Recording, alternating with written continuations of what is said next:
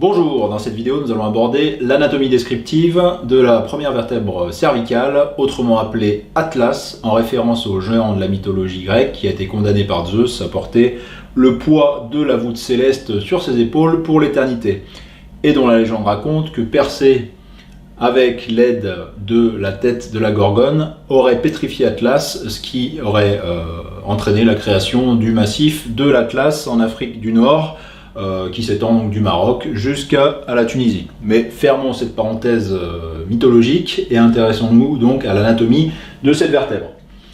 Comme à l'accoutumée, nous allons nous intéresser aux différents éléments de la vertèbre type présente au niveau de l'Atlas. Alors on va voir que l'Atlas s'éloigne fortement des caractères communs à toutes les vertèbres, mais qu'on en retrouve quelques éléments. Alors tout d'abord le corps, on l'a dit dans la vidéo consacrée à la vertèbre axis, la deuxième cervicale, le corps d'Atlas est désolidarisé de cette vertèbre parce qu'il s'est soudé à la face supérieure du corps de l'axis. Donc déjà, effectivement, le corps d'Atlas n'est plus présent. Et donc, ce qui donne à cette vertèbre une forme d'anneau avec deux renflements latéraux qu'on appelle les masses latérales, qu'on va représenter de 3/4. Donc très schématiquement ici, on a donc toujours sur cette vue de 3/4 ici, on a effectivement ici c'est ventral, ici c'est crânien et ici c'est latéral gauche. On a comme ceci une formation cylindrique ovalaire, paire, qui présente à décrire 6 faces, que l'on va décrire ultérieurement ici.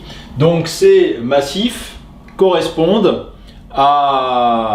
au massif articulaire classique, aux colonnes articulaires de la vertèbre classique, et ils sont reliés en avant par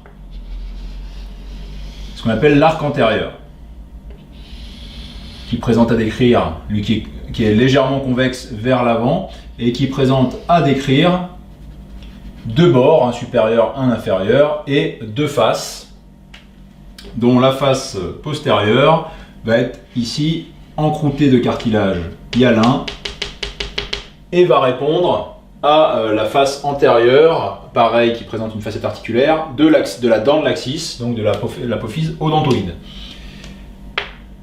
Ensuite, latéralement, se dégageant des faces latérales, des masses latérales, on va avoir, naissant par deux racines, des apophyses transverses, qui à ce niveau-là seront très larges, puisque la vertèbre Atlas est sans doute la plus large des vertèbres cervicales, et elle déborde largement du diamètre transversal de la deuxième cervicale, ce qui fait qu'elle est facilement palpable latéralement, à l'inverse de sa partie postérieure qui est difficilement palpable, contrairement à l'épineuse de C2. Voilà. En revanche, elle n'est pas creusée par un sillon, par une gouttière qui laisse passer le nerf spinal correspondant, mais elle est toujours percée d'un foramen transversaire, ici présent, et à la partie postérieure, donc effectivement, on va retrouver un arc postérieur beaucoup plus important et concave en avant que l'arc antérieur, et voilà, cet arc a sa jonction, parce qu'il va naître de la partie postérieure de la lame latérale. À son origine, il va présenter une légère excavation qui est en fait la gouttière par laquelle va passer l'artère et la veine vertébrale correspondante.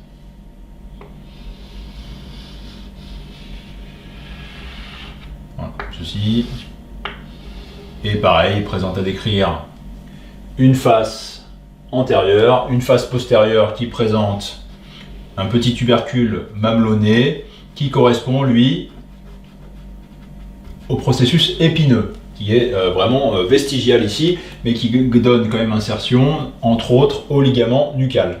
Et on a une face antérieure qui délimite le foramen rachidien, hein, et donc deux bords, un bord supérieur, un bord inférieur. J'ai déjà dit que voilà, la jonction ici était creusée d'une gouttière qui répond aux vaisseaux vertébraux. Et enfin, pour finir, notons ici la présence d'un tubercule qui va donner insertion à un ligament qu'on appelle le ligament transverse. Donc tubercule qui est pair, un de chaque côté, et du coup qui donne insertion donc à ce ligament transverse qui va diviser le foramen compris dans l'anneau que forme l'atlas en deux parties, deux compartiments. Un compartiment antérieur qui va être le compartiment de la dent de l'axis et un compartiment postérieur qui va être celui du canal vertébral proprement dit, qui va contenir le névrax et ses enveloppes. Hein. Donc bien sûr, on peut ajouter ici que on a une première surface articulaire qui va s'articuler, donc qui va être une véritable glène, comme on va le voir, on va en parler un peu plus, qui va s'articuler avec les condyles de l'occiput en haut, et en bas, la partie inférieure, on aura une surface articulaire supplémentaire qui, elle, s'articulera avec les facettes articulaires supérieures de l'atlas. Et là, en l'occurrence, ce ne sera pas une articulation bicondylaire comme ici, mais une articulation, une arthrodie, donc une articulation de type plane, surface plane. Même si on verra que en fait, les deux surfaces sont plutôt convexes. Maintenant qu'on a présenté les différents éléments en présence, donc je vous rappelle, les masses latérales correspondent au processus articulaire avec la face supérieure et la face inférieure, des apophyses transverses qui naissent de la face latérale des masses latérales, un arc postérieur qui correspond aux lames et au processus épineux de la vertèbre classique, et ensuite un corps qui est détaché de la vertèbre et qui est constitué par, si on peut le représenter, l'apophyse odontoïde, et ici comme ceci, et l'arc antérieur, lui, en revanche, n'est pas une partie du corps qui serait restée solidaire de la première vertèbre cervicale, mais c'est bien plus une expansion des masses latérales. Et donc les pédicules d'après testu sont situés voilà, ici au niveau de l'échancrure de l'échancrure qui laisse passer l'artère vertébrale, les vaisseaux vertébraux ainsi que le premier nerf spinal. Et ce qui fait aussi dire que cette portion en gouttière légèrement excavée en haut est l'équivalent d'un trou de conjugaison, c'est que parfois on a une ossification du canal ici, donc c'est-à-dire qu'effectivement on va avoir parfois un foramen vraiment purement osseux, voilà, qui va être creusé ici, comme ceci, à même l'os, enfin qui va effectivement, oui, à même l'os, effectivement, et du coup qui va laisser passer l'artère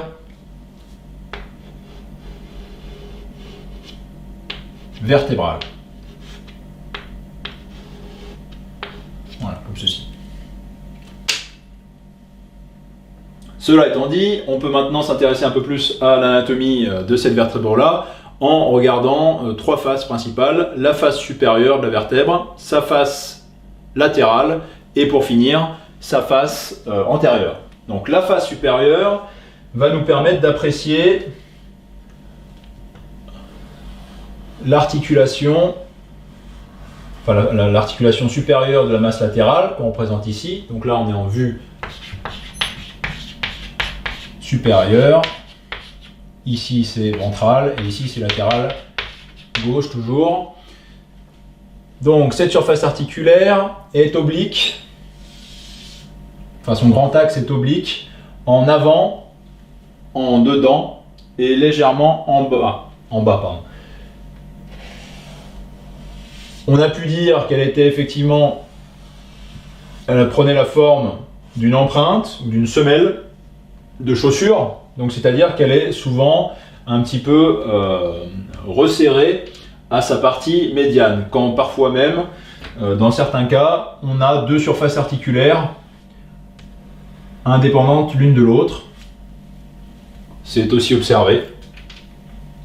Et cette articulation qui regarde en haut, en dedans et légèrement en avant est excavée en tous sens. Ce qui fait aussi dire que c'est en fait une cavité glénoïde, et parfois certains auteurs l'appellent la cavité glénoïde de l'atlas, et qui s'articule donc avec effectivement les condyles de l'occiput, et donc ce qui fait de cette articulation, je l'ai déjà dit, une bicondylienne. En avant, on retrouve, naissant de la face antérieure de la masse latérale, l'arc antérieur, donc légèrement convexe, beaucoup moins que l'arc postérieur, qui présente, on l'a déjà dit, ici une facette ovalaire encroûtée de cartilage qui répond à la facette correspondante située sur la face antérieure de la dent de l'axis. On peut légèrement représenter le bord médial, enfin la face médiale des masses latérales qui se continue en arrière, naissant de la face postérieure des masses latérales, l'arc postérieur. Comme ceci. Donc, on l'a déjà dit, à la partie toute initiale de l'arc postérieur, on a ici une légère gouttière qui donne un aspect échancré à l'arc postérieur à ce niveau-là, comme ceci, et qui laisse passer les vaisseaux vertébraux principalement, et aussi le nerf spinal correspondant. Donc ensuite l'arc postérieur se réunit au niveau de l'axe médian, et dans sa continuité, on aperçoit ici le processus épineux, donc la tubérosité postérieure qui correspond au processus épineux, qui est bien sûr vestigial ici, comme ceci. Je vais donner un petit effet de perspective ici, voilà, de tridimensionnalité, comme ceci. Et donc, de part et d'autre de ces masses latérales, on a la transverse la plus longue des vertèbres cervicales, qui naît par deux racines, mais qui n'est pas bifide à son extrémité, qui ne présente pas deux tubercules, mais un seulement, mais qui donne quand même insertion à de nombreux muscles, on verra ça dans une autre vidéo, voilà, et qui est percé d'un foramen, qui est plus ovalaire, voilà, et la gouttière qu'on a décrit juste avant se continue jusqu'au foramen transversaire. On peut également faire figurer ici le tubercule de la face médiale de la masse latérale qui donne insertion donc au ligament transverse, qui présente aussi à sa partie médiane une surface articulaire qui va répondre à la surface articulaire correspondante de la face postérieure de l'apophyse odontoïde, que je peux placer ici, voilà, de manière, mais qui n'est pas une articulation encapsulée, et on est beaucoup plus sur ici une syndesmose avec effectivement un fibrocartilage et des frottements entre les tissus, mais on n'a pas une véritable capsule synoviale à cet endroit-là. Et on a beaucoup de tissus cellulo-graisseux compris dans cet espace-là. Et bien sûr ensuite, en arrière, on a donc schématiquement la présence du névrax, ici la moelle cervicale,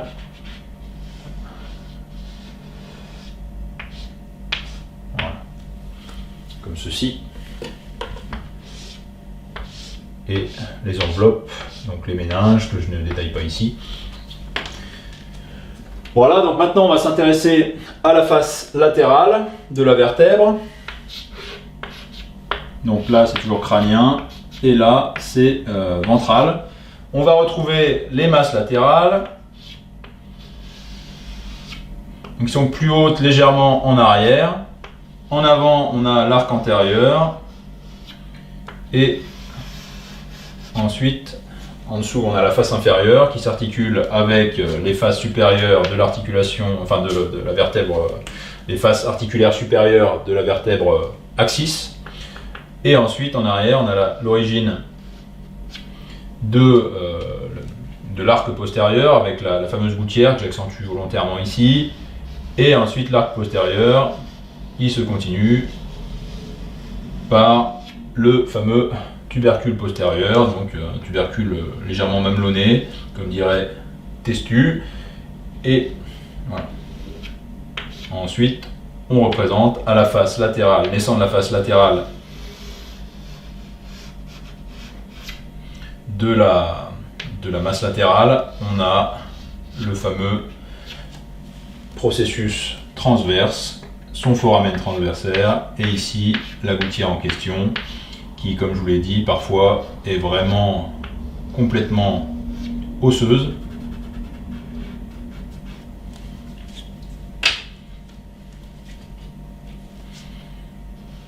Et laisse passer les vaisseaux spinaux, entre autres.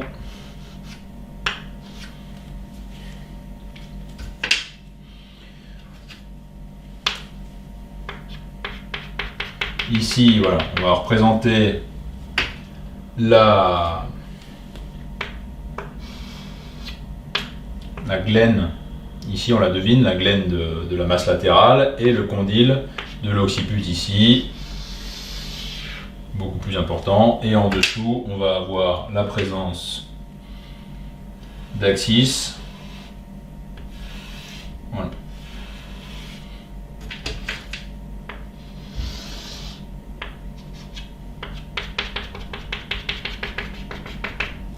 Comme ceci.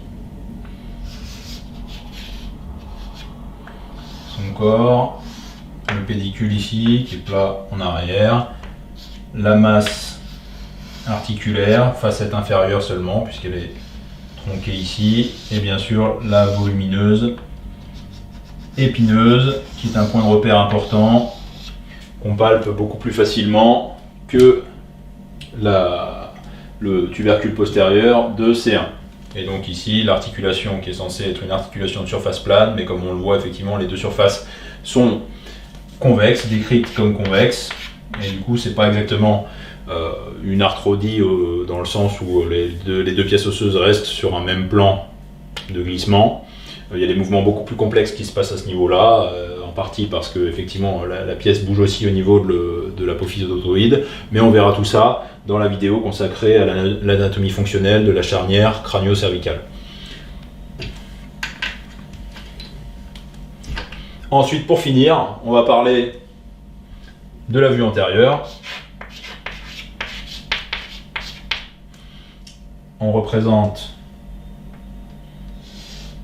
ici, comme ceci, une masse latérale et voilà, comme ceci, la surface articulaire supérieure qui, comme je vous l'ai dit, regarde en dedans et en haut, mais légèrement en avant aussi. C'est pour ça qu'on l'aperçoit ici sur une vue latérale, sur une vue antérieure, pardon.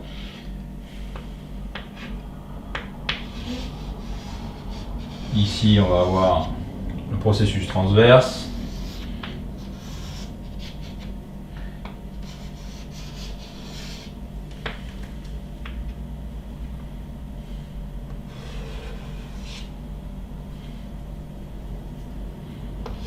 Voilà.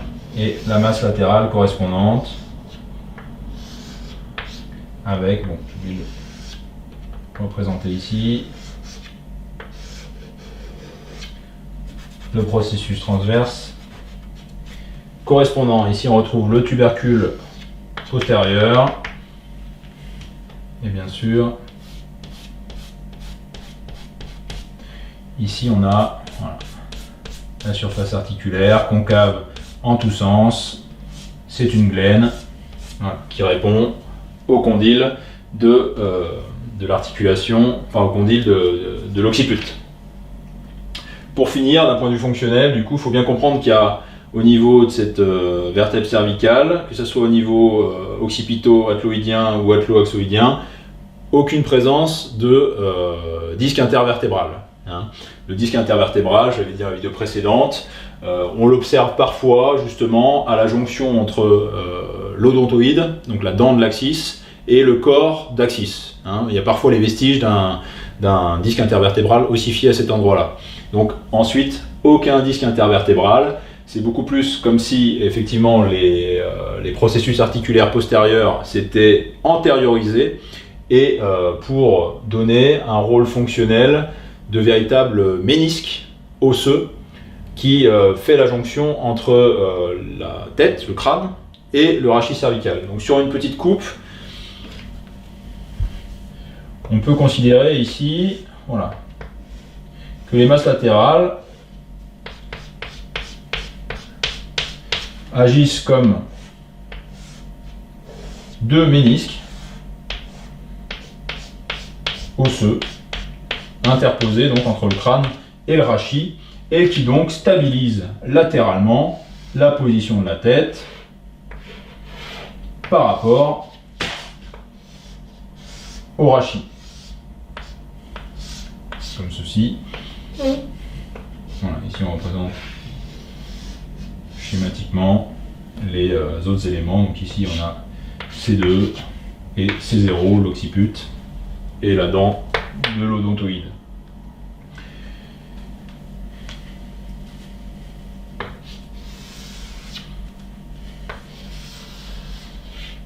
Voilà, comme ceci. Et du coup, on en profite pour placer un mot sur les vaisseaux vertébraux. Donc ici on a la transverse de C2. Je vais garder la même couleur. Transverse de C1, beaucoup plus étendue dans l'axe transversal. Et cette artère vertébrale qui chemine depuis l'artère subclavière du même côté, cheminer dans tous les trous de conjugaison à l'exception du 7e, qu'elle va contourner en avant. Enfin, elle ne va pas le contourner du tout, elle va passer en avant.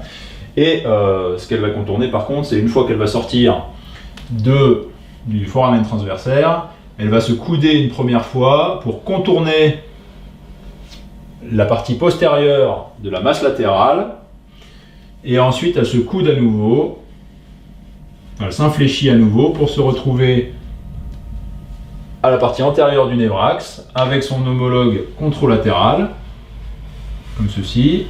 Elles vont pénétrer toutes les deux dans le foramen magnum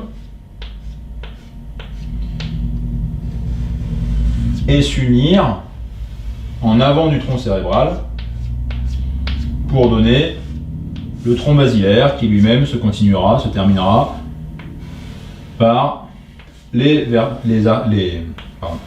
artères cérébrales postérieures. Voilà pour l'anatomie de la première vertèbre cervicale. Je vous remercie de votre attention. Au revoir.